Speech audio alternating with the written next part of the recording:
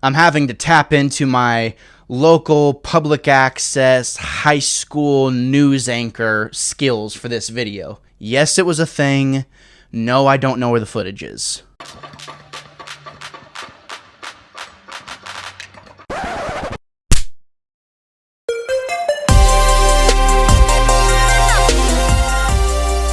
Welcome, my fellow wannabes. Welcome to my channel. I am Gabriel Fast. I am the wannabe critic. Here are tonight's top stories.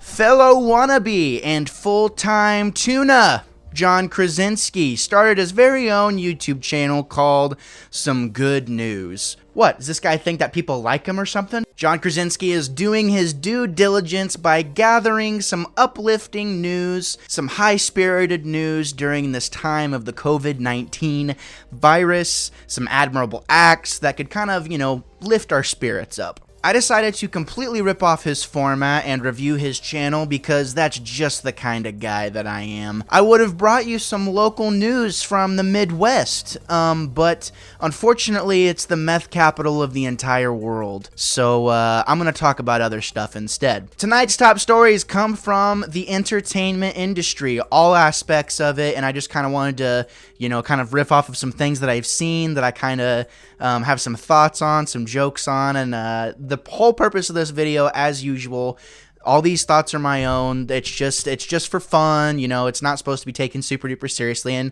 ultimately it's supposed to make you laugh, so I hope it does. Starting with the music industry, Fox last week premiered the I Heart Living Room concert and is doing an encore performance tonight, which is Monday, April 6th. Hopefully I can get this video out by then.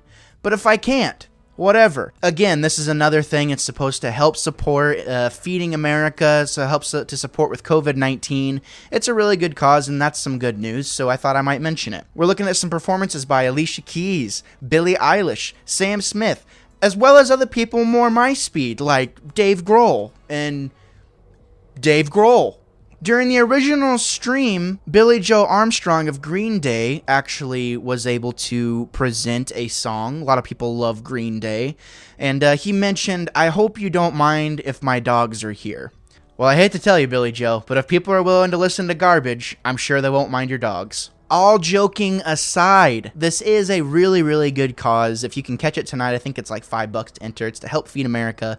It's a really admirable way to kind of, give back to the community, I would say. Pretty much all movie theaters have closed at this point. I love going to the theater to watch movies sometimes, but God knows there's a lot of bad ones out there, so let's get on with it. Studios are releasing movies early that would still currently either be in the theaters or that would have taken longer to release, and they are releasing those digitally early for a price, of course, usually about double what a movie ticket usually is. It's nice knowing that all of these things are available to us. Unfortunately, there's still nothing good to watch.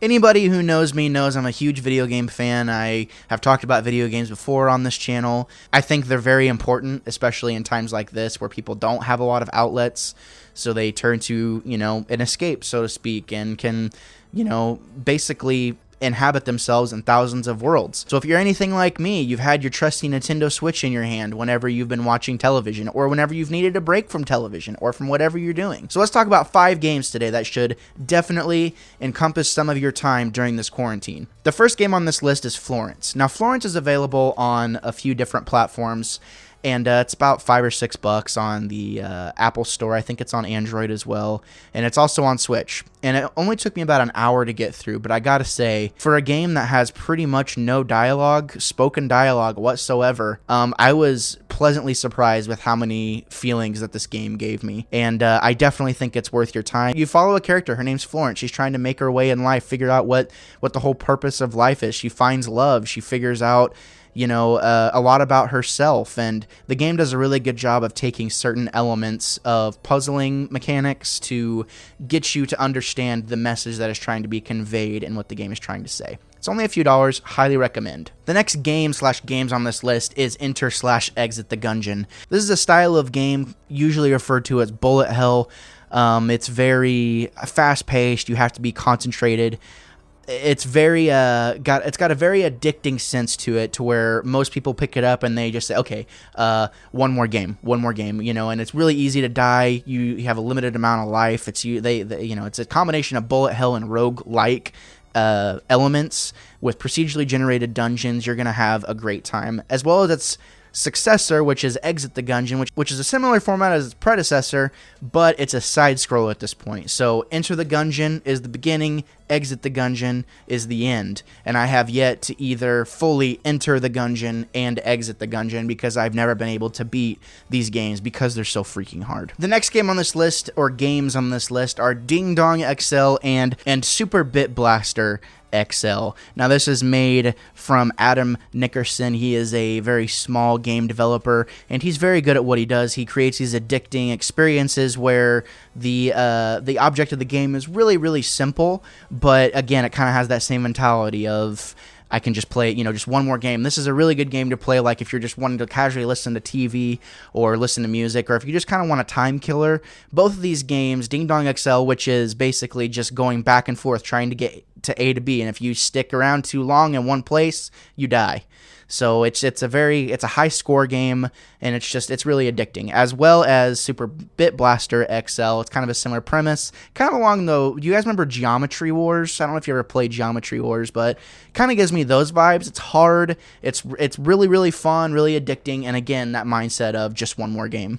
The next game on this list is Legend of Zelda: Link's Awakening. Now, if you're anything like me, you weren't really blown away by Breath of the Wild. You've seen it done better, and that's okay. I'm not saying it's a bad game. I've just said I've had my time with it. I still love Zelda. I just don't particularly love going into that world all the time. So I wanted to kind of talk about Zelda Link's Awakening because it's just simplistic. It's easy to kind of maneuver around. Sometimes the puzzles can be a little irritating, but ultimately, it's a really fun game, and anyone who's a fan of the 2D Zelda era, this is right up your alley. So I highly recommend if you want to pick that one up as well.